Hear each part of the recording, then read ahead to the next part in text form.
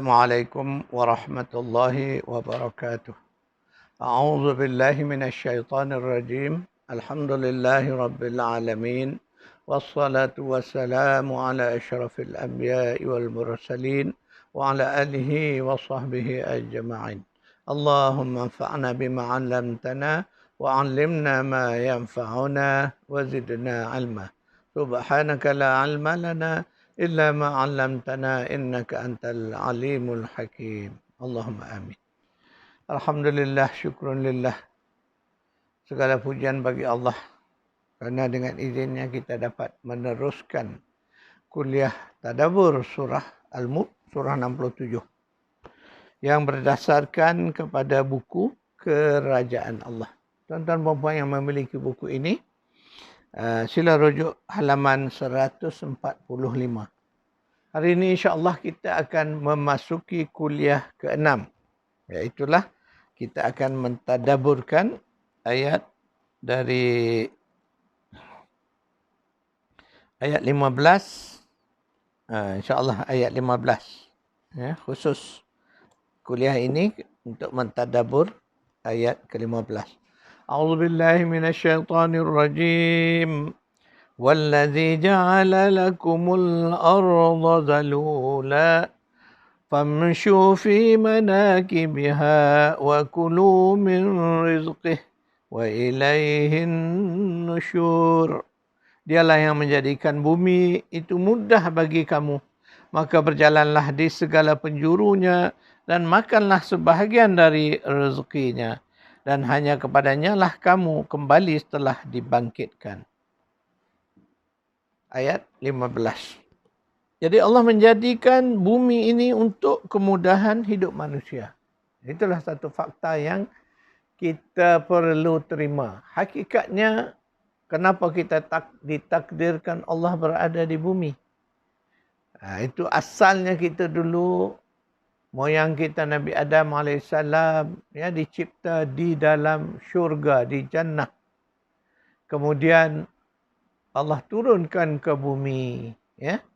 Jadi kita harus perlu memahami hakikat ini supaya kita dapat menerima hakikat bahawa sebenarnya memang Allah nak menjadikan Nabi Adam itu khalifah di bumi.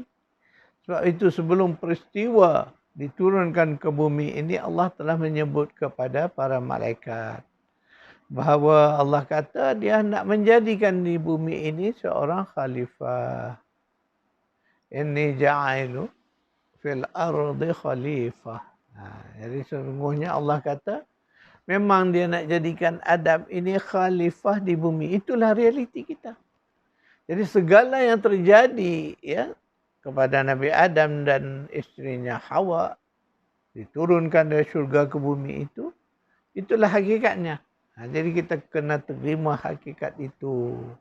Mana takdir kita ini berada di bumi. Ya, untuk kita melalui perjalanan yang disebut perjalanan hidup kita yang saya sebut sebagai perjalanan jauh kita. Ya, kita ini di bumi.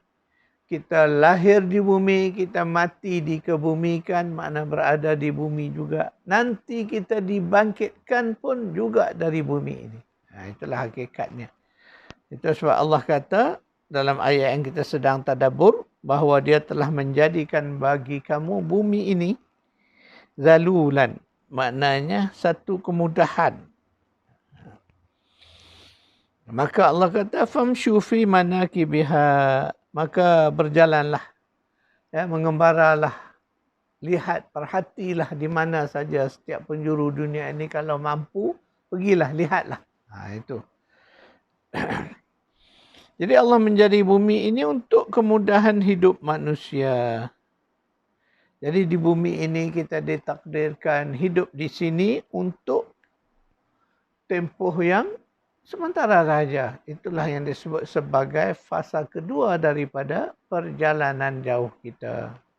Jadi perjalanan jauh kita ada 4 fasa. Fasa pertama ialah kematian. Fasa kedua adalah kehidupan. Inilah fasa kita sekarang ini, fasa kehidupan pertama di dunia. Jadi Allah menjadikan 4 fasa kehidupan kita ini mempunyai dua kematian, 2 kehidupan. Jadi kematian pertama telah pun kita lalui tanpa kita menyadarinya. Yang kita sedar, kita hidup sekarang di fasa kedua, iaitulah kehidupan pertama kita. Kemudian fasa ketiga pun belum lagi kita tempuh bagi orang yang masih Allah bagi kesempatan hidup. Dan ramai di kalangan kita dah pun masuk ke fasa ketiga di alam kubur. Fasa keempat belum lagi. Ya, biarpun sudah ada yang sudah ribuan tahun, mungkin jutaan tahun sudah ada, sudah meninggal, mereka masih lagi berada di fasa ketiga. Sebab fasa keempat hanyalah akan terjadi setelah berlakunya peristiwa kiamat. Tiupan sangkakala akan menghancurkan seluruh yang hidup di bumi, di langit. Habis semua hancur. Allah tiupkan sangkakala kali kedua. Kita akan hidup semula di kehidupan fasa yang keempat. Itulah dipanggil fasa kehidupan kedua.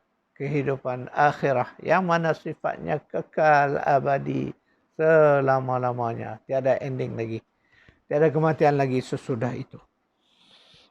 Jadi bumi ini penting kepada kita. Sebab itulah Allah menyebut terlalu banyak sebutan al-ard di dalam Al-Quran. Ketika Allah nak suruh kita mengenal rububiyahnya, Allah suruh kita lihat ke bumi. Itulah hebatnya. Sebab apa? Karena di bumi inilah kita lahir. Kita menjalani kehidupan sepanjang hayat kita di bumi. Tak ada orang yang hidup di bulan, di bintang. Semua manusia ini hidup di bumi. Kerana itulah takdir Allah. Allah telah menetapkan bahawa bumi ini adalah tempat kediaman kita. Maka Allah mudahkan segala urusan di bumi ini untuk manusia menjalaninya. Di situlah kita melihat rahmat Allah. Ya. Allah mudahkan segala di bumi untuk manusia. Kemudian Allah menciptakan makhluk-makhluk di bumi juga untuk tujuan manfaat manusia. Allah jadikan tumbuh-tumbuhan untuk manusia. Allah jadikan binatang, sebahagian daripada binatang itu adalah untuk menjadi sumber makanan manusia. Itu juga makna binatang-binatang itu Allah ciptakan untuk melengkapkan kehidupan di bumi ini. Ya. Sedangkan di bumi ini, manusia itu khalifah, wakil Allah. Ya? Orang yang mewarisi, maknanya kekuasaan pemerintahan di bumi ini yang diwakilkan oleh Allah. Itu sebab dipanggil khalifah. Kita ini manusia adalah khalifah Allah. Jadi manusia diberi tanggungjawab, diberi amanah untuk mengurus tadbir alam ini sesuai dengan kehendak Allah Subhanahu Wa Taala. Kena faham konsep khalifah, wakil. Bila kita wakil, makna kita tak berhak melakukan sesuatu ikut kehendak kita. Kita mestilah melaksanakan kehendak orang yang mewakilkan kita, pihak yang mewakilkan kita. Iaitulah Allah Subhanahu Wa Taala. Maka untuk mengurus tadbir alam ini kita mestilah bersandarkan kepada perintah Allah. A'udzubillahi minasyaitonir rajim. Wa idza qala rabbuka lil malaikah inni ja'ilun fil ardi khalifah. Allah kata, ingatlah ketika mana telah berfirman Rabb engkau kepada para malaikat. Apa kata Allah? Sesungguhnya aku nak jadikan di bumi ini seorang khalifah. Jadi itulah yang kita cerita tadi, bahawa Allah jadikan Nabi Adam dan zuriatnya itu untuk tinggal di bumi. Kerana Allah dah takdirkan dah. Dan jangan lupa juga bersama kita di bumi ini ada makhluk satu lagi namanya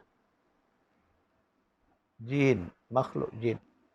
Jadi makhluk jin ini sama seperti sama juga seperti manusia. sebahagiannya beriman, sebahagian besarnya kufur kepada Allah. Manusia pun sama. Jadi makhluk jin juga bertempat di bumi ini. Dikatakan bahawa jin itu sebahagiannya berterbangan. Mana sifatnya dia boleh terbang. Keupayaan yang Allah bagi pada dia. Sebahagiannya berada di dalam lautan. Dia boleh hidup di dalam air. Sebahagiannya tinggal di gunung-gunung. Ya. Sebahagian juga tinggal bersama kita di mana manusia berada. Dan itulah Allah ciptakan jin itu sebagai makhluk yang tidak kelihatan oleh kita. Ya. Dan Allah takdirkan juga bahawa kehadiran jin-jin ini, terutama jin-jin jahat yang disebut sebagai syaitan, dengan adalah bertujuan untuk menguji manusia. Supaya Allah dapat melihat siapa di antara mereka yang beriman kepada Allah, siapa yang kufur dan mengikut syaitan. Jadi penciptaan itu ada tujuannya.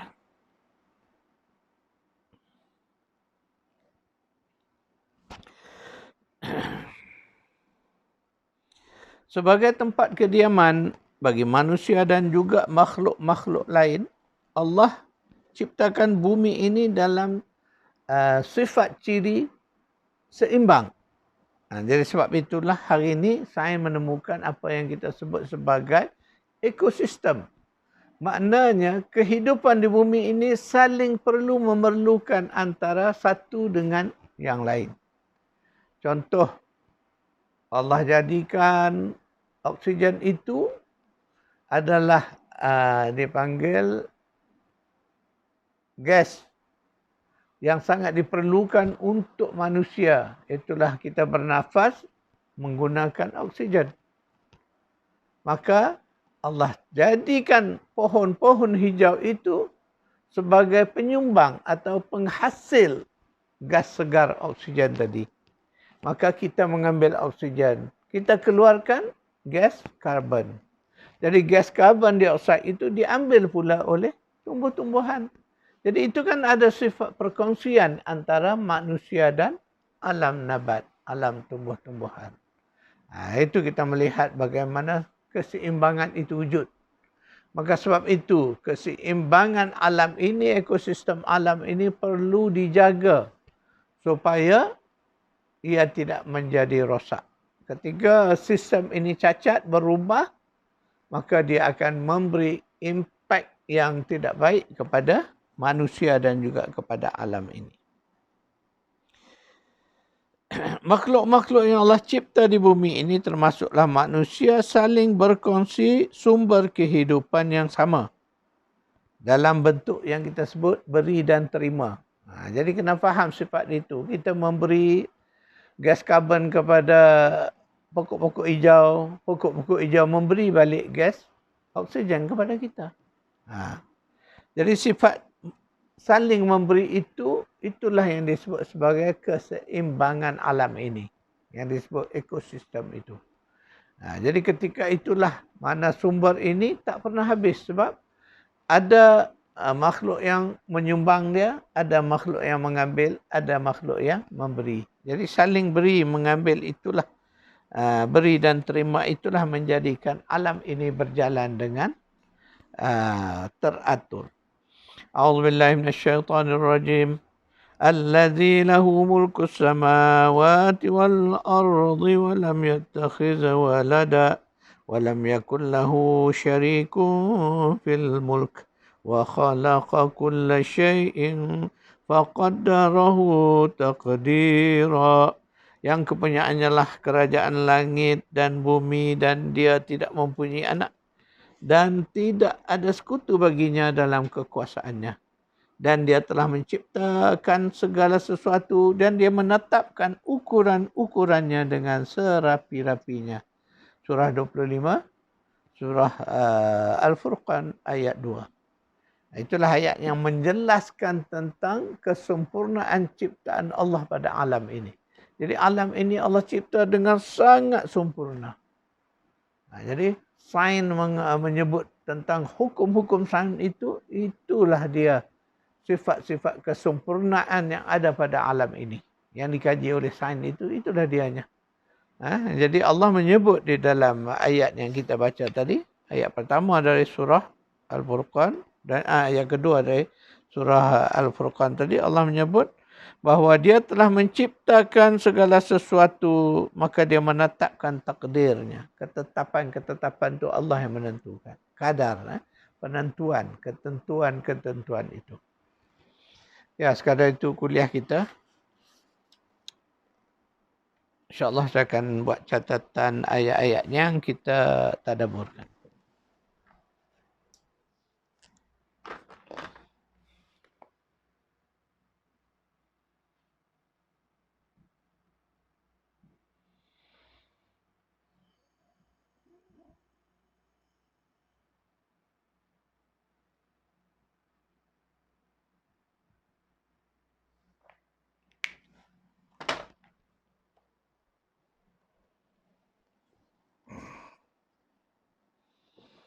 Sekarang itu kuliah kita, insyaAllah kita akan bertemu lagi pada kuliah yang akan datang.